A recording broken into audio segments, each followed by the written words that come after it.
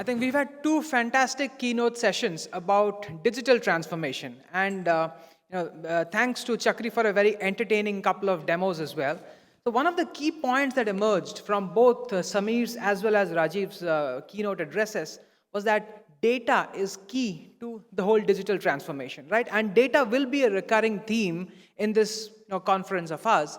And when we cannot talk about data and not talk about security, right? So a key part of digital transformation is security transformation, and that's why Ingram Micro is very proud to have a formidable cybersecurity division, and we are lucky to have Praveen, who's our Chief Cybersecurity Consultant with us today. So Praveen, welcome on stage, and let's talk about this security transformation for businesses. Thank you, Yasin.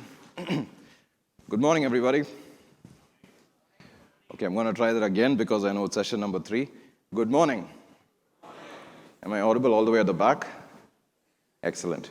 So, guys, my name is Praveen Joseph. I'm a cybersecurity consultant as well as a trainer from Ingram Micro. I'm based in the Meta headquarters in Dubai. Very, very thankful and appreciative of the opportunity to be here to speak with you. I have about 20 to 25 minutes, and I hope to have your attention within this time. All right, now, digital transformation, right? It's all the rage, and it was really, really insightful. I mean, 2 awesome speakers, Sameer as well as Rajiv. Very, very challenging task to follow them in terms of a speech, but I'll try to do my best. Digital transformation is the rage. How many of these platforms do you use was a question I wanted to ask you. In the last minute, I changed it, do you not use? Pretty much all of these platforms is commonplace for all of us today. What this means is our data is with these organizations. Private organizations, listed companies, government entities, you name them, we have them here. Our data is all over the place, and they have these. How much control do we have over our own personal data? How secure is the data that we've given, entrusted with these organizations? This is the question that I hope to ask as well as address in some parts during this particular session.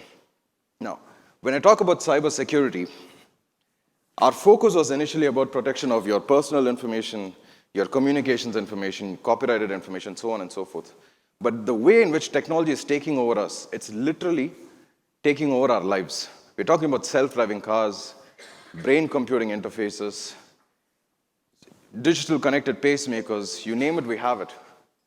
The focus of a cybersecurity professional has therefore changed from protection of data to protection of human lives itself. That is what we are trying to protect right now, the life of people. All right, so guys, when we talk about digital transformation, the 3 biggest areas, and one of them was already mentioned significantly, AI, blockchain, as well as IoT. I cannot talk about digital transformation unless we consider these 3 domains. What is interesting is they are not going to be working in silos. These 3 technologies will eventually converge. IoT is going to be the sensors of the future of this futuristic platform. AI will be the brain behind it, and blockchain will be the undisturbable backend or database on which all of this data is going to be residing. We're talking about these 3 technologies converging. What about your security approach? Has that started converging? Have you started taking a holistic approach towards your cybersecurity strategy? Many organizations are still backwards when it comes to securing data. Organizations have started preparing for digital transformation. They've started embracing these new technologies, AI, blockchain, and so on and so forth. But this is exactly where we are trying to stop them and tell them, guys, what about the security? What about the legal aspects? What about the privacy of all the data that we are creating, that we are consolidating, and then we are storing and transmitting as well? This is a key area that organizations are still lagging behind in. Unfortunately for us, the criminals, cyber criminals, they are not as backward as many of the organizations. They've already started adopting these technologies to further their cyber criminal advances. So for instance, we have deep fakes, which is AI that is used for creating fake videos about celebrities, politicians, and so on. We really have no idea what this is going to mean for the future because we're struggling with WhatsApp, creating a lot of fake news. Deep fakes is going to take it to the next level. We're talking about fake videos. Imagine Donald Trump saying things on a video that apparently he didn't say. To the average end user, when he or she sees it, they're just going to believe it is true. There's already been a number of cases against Hollywood stars, politicians, Obama, and so on, from the deep fake perspective. The other one is spear phishing. Phishing is a very, very supposedly targeted form of attack. Unless my attack is extremely tailored for my target, my likelihood of success is very, very less.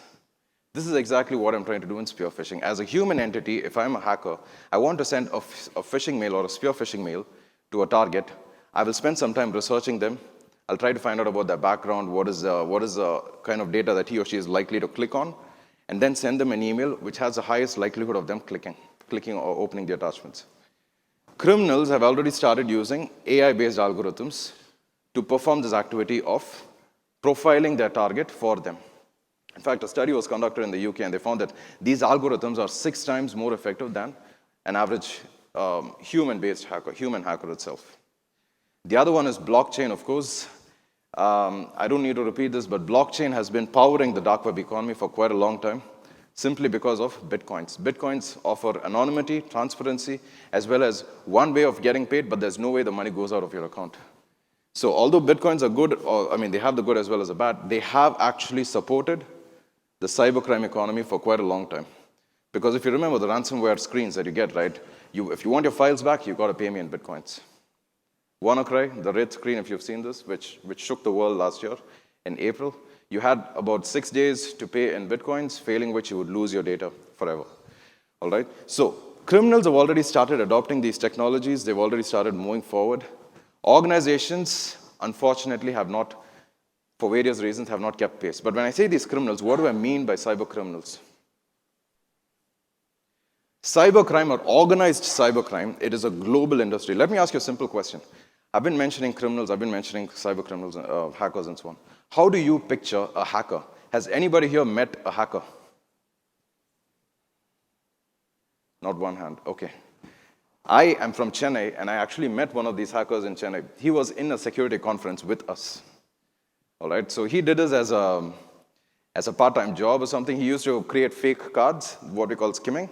He steals people's credit card information and then creates fake cards, uses it for either selling and making money or for actually carrying out fake transactions. Now, this is an average, ordinary guy from Chennai. He's not the usual guys with the hoodies who, are sitting and working with a laptop. This is the image that the media is portraying of hackers, but this is not how they are. They're average people just like you and me.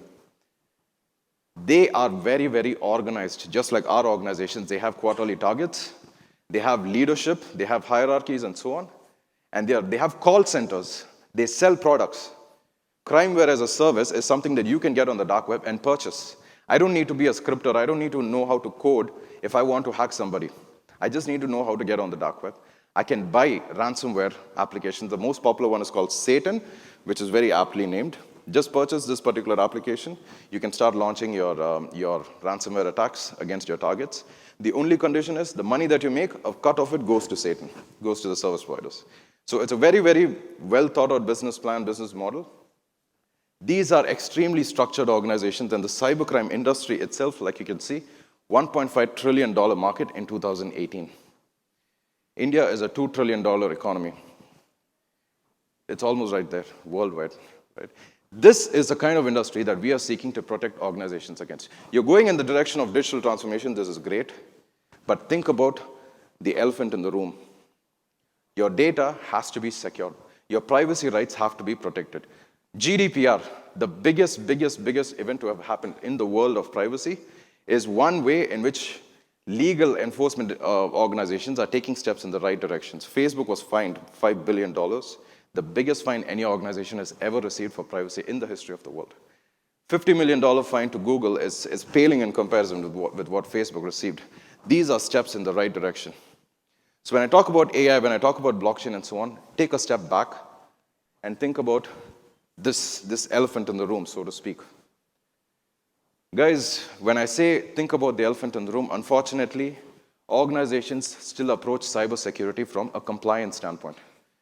I'm required to have a security strategy in place. I'm required to have policies, procedures, a team, so on and so forth. I need to have a SOC. I have to invest in firewalls, IDS, IPS, so on and so forth. This is a cost.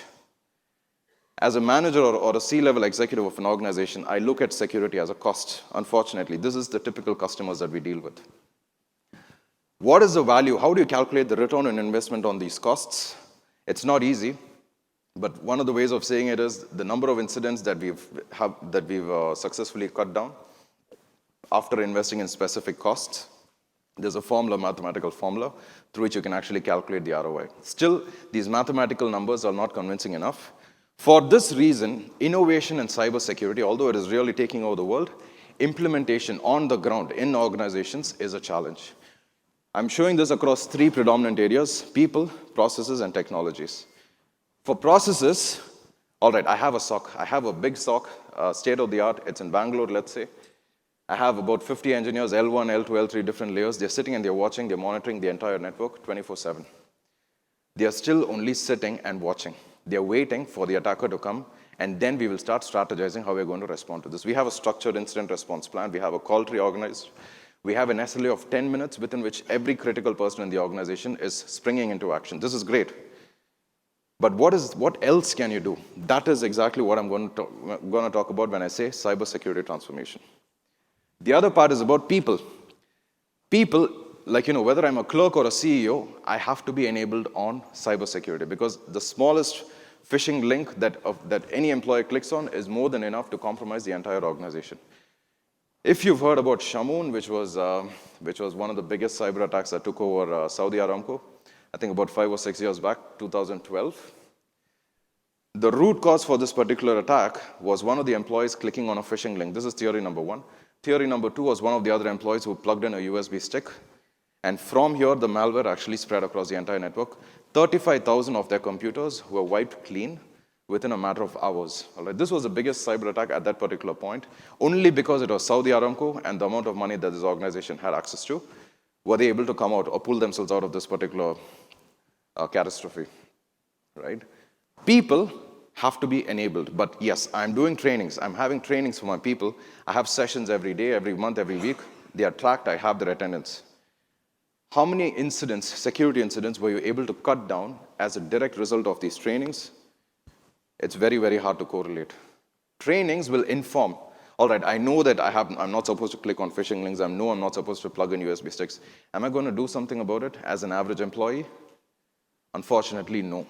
All right. So the correlation between the number of incidents versus the number of trainings does not exist, so to speak, for the average organization.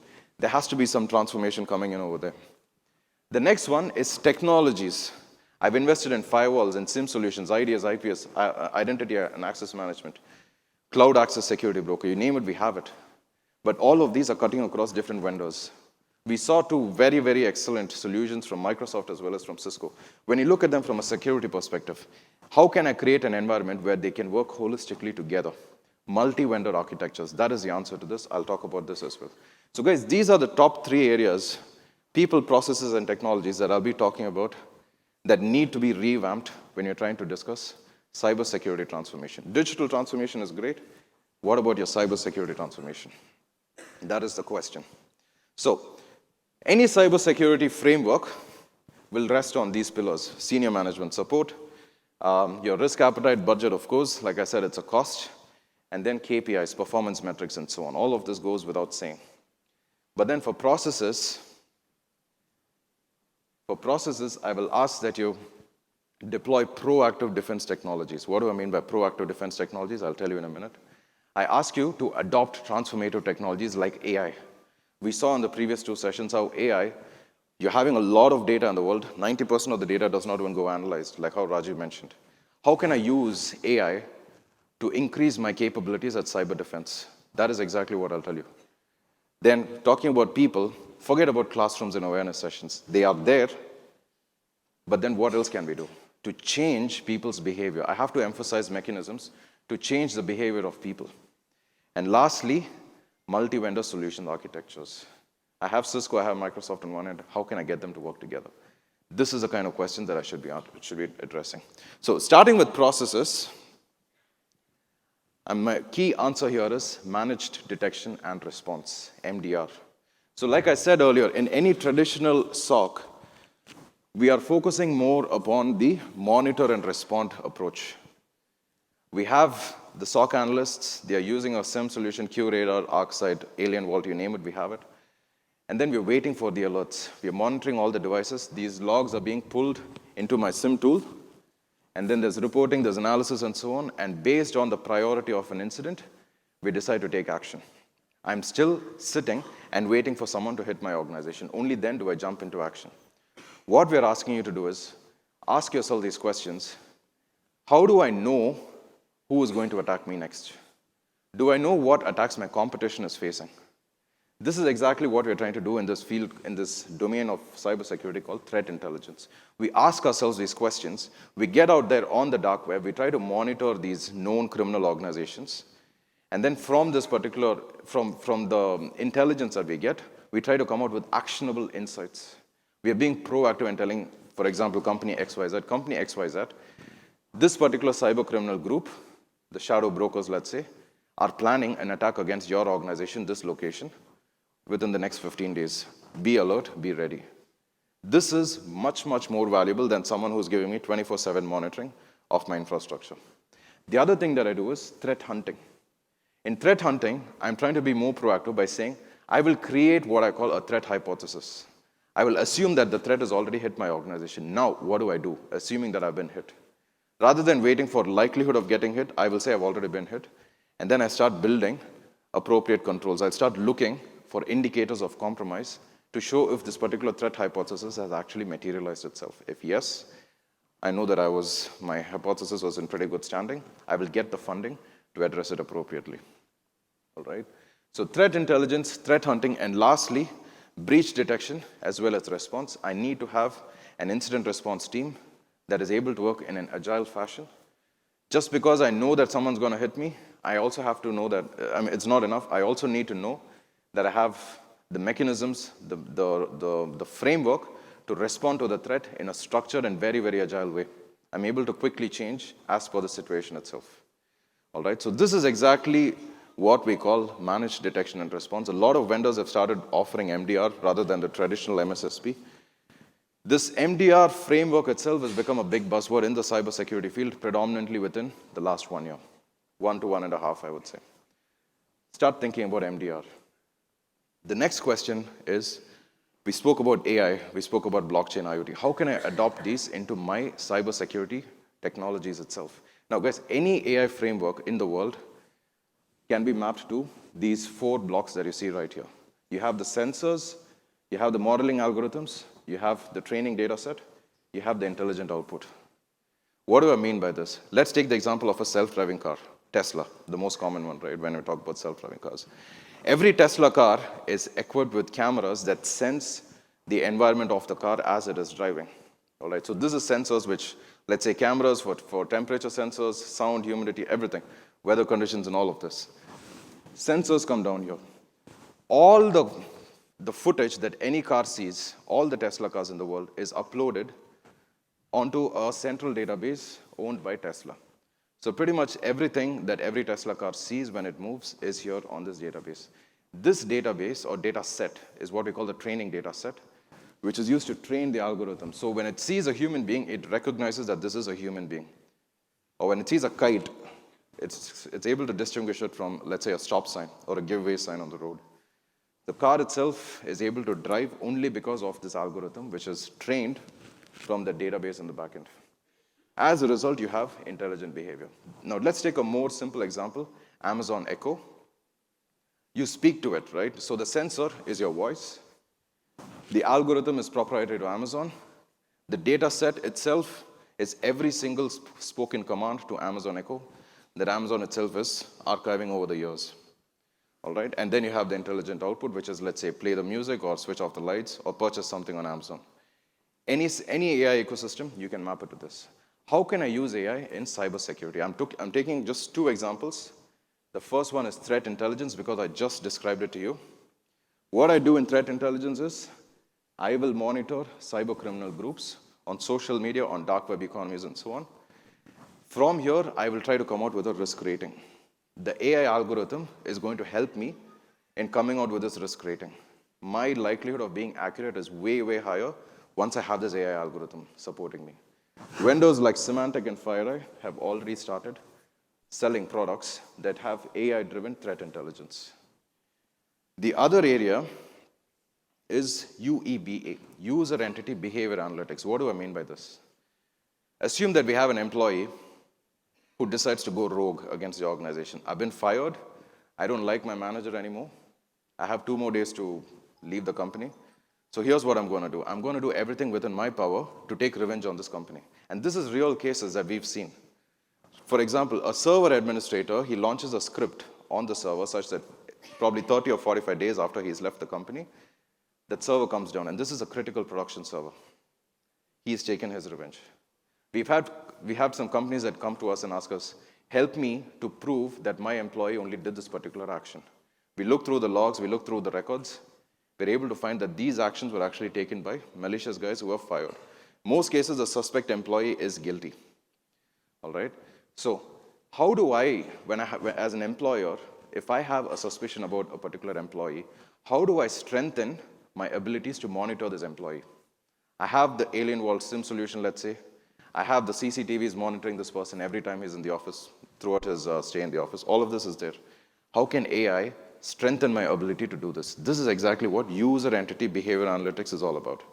We have 2 vendors that are offering this, Forcepoint as well as Aruba, and these are AI-driven UEBA solutions. So what we do is, we get all the information pertaining to an employee within the organization, his chats, his emails, so on and so forth. Now, the question about privacy remains, how intrusive can these technologies be? That is on one side. But let's focus on the technology aspect now. So we get all the aspect pertaining to his chats, his emails, and phone calls made, if at all they're recordable. Logs that are generated by devices that this particular employee has access to, so on and so forth. All of this feeds into the Forcepoint and Aruba's UEBA solutions, and they come out with a very, very highly accurate indicator of compromise. One of your employees is likely to go rogue within the next 2 days. This is a message that I would get as an employee, as an employer. I can take proactive action. This is AI helping me to transform my cybersecurity strategy internally to monitor my employees. The next one that I told about is, apart from processes, people. So we have traditional security awareness approaches, and I've seen this. They are largely driven from a compliance perspective. My PCI DSS, my ISO 27001, all of these security standards, they require me as a company to train all my employees every year, every 6 months. All right, guys, let's get together. Let's have a session on security. Security is ABC, phishing, ransomware, USBs, finished. Mark your attendance, and here you go. I can present it to the auditor. Largely, security awareness is driven from a compliance perspective. Is there any correlatable value from these trainings? I would like to see some of this. So what we do is we try to emphasize mechanisms to change or emphasize people's or modify people's behavior rather than just informing them about the A's and B's of securities. How can we do this? Games. Everybody loves games. As long as they're well-structured, effective, as well as not too time-consuming, this is a very good strategy to build into your awareness platform. There are companies like CyberShield, for example, that actually offer gamified security awareness solutions. Alternatively, phishing simulations, you probably are familiar with this already. Cofense, one of the biggest cybersecurity phishing specialists, they offer a button called Report Phishing, which is part of the Cofense reporter. It integrates within your Outlook itself. If you, in your Outlook, receive what is a suspected phishing email, you just need to click on that button. It goes down to your central security team, and they can take action appropriately. Now, in a phishing simulator, what I do is I will send them phishing simulations by myself as an employer and see how many people are actually clicking on the report phishing button. This helps me to show how I'm able to actually modify the behavior of my employees. I can also have security awareness days and events and so on. This is still part of the old school approach. Lastly, I can have this approach of real-time advisory. When an employee is sending a protected file from his company email ID to his Gmail ID, at that point of transit, if I block him and tell him on a pop-up message, Mr. Praveen, you've started sending files outside of the company. This is in violation of our DLP, data leakage prevention policy. Please stop right there. So you give them training and tips right at the point at which they're carrying out the mistake or the violation. That is more effective than just calling them together to a room and then giving them sessions. These are 4 simple approaches to transform your people from a cybersecurity perspective. The next one is multi-vendor solutions over silos. Guys, any organization's network consists of these 4 or 5 predominant layers. You have the cloud and the network, you have endpoints, you have security intelligence and monitoring, and then you have data as well as application. From a cybersecurity perspective, the landscape is extremely crowded. We have so many solutions, so many abbreviations, even I get lost. I didn't know what CWPP was until this slide was made, right, by my colleague. What is CWPP? Cloud Workforce Platform Protection. Cloud Workload Platform Protection. It's quite a mouthful already, right? So the landscape is extremely crowded, and you have an equal number of vendors offering solutions as well. As an organization, where do I even start? I need someone to help me to budget my money versus the solutions which is right for my organization. This is exactly what a multi-vendor architecture does. Architect does, right? A multi-vendor architect or a cybersecurity solutions architect. This guy is familiar with pretty much all of the logos that you saw in the previous slide. All of the logos, he should have some level of expertise, he or she, over all of these technologies. With this, they will create a coexisting solution that cuts across these vendors itself. So for example, you have A10, which is an SSL decryption service provider, and then you have QRadar SIM. A10 will decrypt your SSL traffic that feeds into QRadar. QRadar can actually analyze it, come out with a good solution for it. McAfee EPO and Cisco ISC. Cisco ISC actually gives you a lot of insight about endpoints. McAfee EPO is also for endpoints. They work hand in hand together. Additional insight fed by Cisco into the McAfee EPO. All right, so this is the kind of approach that I'm talking about, where you have multiple solutions from multiple vendors cutting together. Cofense that I said, which is specialist in phishing solutions. Cofense will give you insight that cuts into your QRadar SIM and also into your Palo Alto firewalls. All right. The ability to design these solutions and actually deploy them through POCs and then finally in production sites is what a multi-vendor architect will do, or a cybersecurity solutions architect. So that was the 4 layers of cybersecurity transformation, cutting across people, processes, and technologies. If you have questions or discussions, I will park them. Please, we can discuss during the break because I don't have much time right now. I will close by letting you know how Ingram is helping end customers through our partners as well as our channels adopt this cybersecurity transformation journey. So guys, like I said, I'm part of the Ingram Micro Cybersecurity Center of Excellence. We have multiple centers of excellence all over the world. I'll show you in a minute. Our solutions come from a cybersecurity approach, which is holistic, which is not vendor-specific or vendor-aligned. So I'm not a guy who's aligned with vendors A, B, or C. I come from a cybersecurity consulting and training background. So if you ask me what is PCI DSS, GDPR, ISO, those kinds of things I can talk to you about. If you ask me what is a specialist solution of Cofense, I'm not the expert for that. So I will start with the security, what needs to be done from a holistic foundational approach, and what needs to be built on top. And from there, we will link you up with the specialists for each vendors. So what we're doing here is Ingram Micro is a one-stop shop for everything cybersecurity. For people, we have consulting. We have trainings. Whether you're a new entrant to the world of cybersecurity or you're a specialist with 10, 15 years of experience, we have trainings for you. Or if you're a privacy specialist, GDPR or privacy landscapes in multiple parts of the world, we have trainings for them as well. We have consultancy services. We offer MSSP, MDR, like I mentioned earlier. We offer technical assessments. Our consultants are ex-Big Four background. And then lastly, we have all of these vendors that we distribute. Any major name or even minor name in cybersecurity that you can think of would probably have a relationship with us. Like I said, I'm from the Cybersecurity Center of Excellence. We have multiple COEs all over the world, starting from Mexico, Netherlands, Serbia, Dubai, India, as well as in Singapore.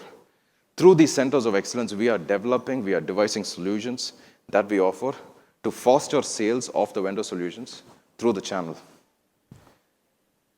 When I said we are developing tools, what are these tools that we are developing?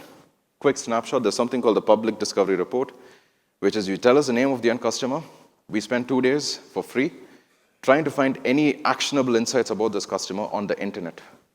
We don't penetrate the network, we just go on the internet, the surface web as well as the dark web, any actionable insights which can be useful to a potential hacker. We put that into a neat report. You can take it to the end customer and tell them, Mr. End Customer, these are your problems. that we saw from the internet. If a specialist hacker has access to this information, it's going to be gold for him or her to actually launch an attack into your environment. This is an excellent door opener. We call it the icebreaker, in fact, because it opens a lot of doors to end customers and we get them to start talking about cybersecurity. The other one is Ingram Micro Cybersecurity Self-Assessment tool that we built based on NIST Cybersecurity Framework. End customer takes this tool, it's free by the way, 28 questions they answer. At the end of the questionnaire, they can see for themselves what are their security strengths and weaknesses. Hopefully that'll inspire them to call you and tell us, guys, we need to start investing in cybersecurity.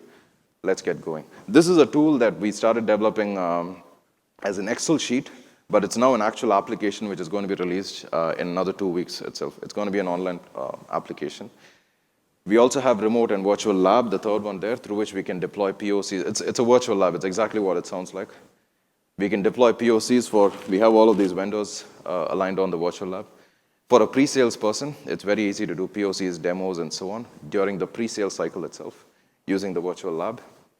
On top of this, we have training, some of which can be delivered for free. We have security awareness videos. We have multiple vendor or multi-vendor architectures itself. We have a solutions architect who designs and develops these for your end customers. And then we have security bundles where we link our security services with the vendor-specific solutions itself. All right, so that was it from my part. I hope I stuck to the time. And I am really thankful for your attention. I hope the session was useful. Have an excellent rest of the conference. Thank you so much.